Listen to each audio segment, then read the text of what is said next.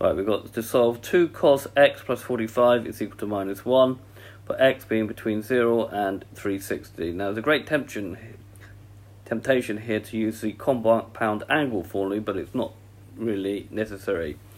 So if we solve 2 cos x plus 45 is equal to minus 1, and we're solving between 0 and 360, we get 2 cos x plus 45 is equal to minus 1. Dividing by 2, we get cos x plus 45 is equal to minus a half. If we now do cos to the minus 1 is equal of a half, positive a half, we get 60. If we do our South Asian Tennis Club, then we're going to look to see where cos is negative. Cos is negative in the second and third quadrant, so we'll make our angles there. And notice we're solving between 0 and 360. Now, instead of saying x is equal to, we have to say that x plus 45 is equal to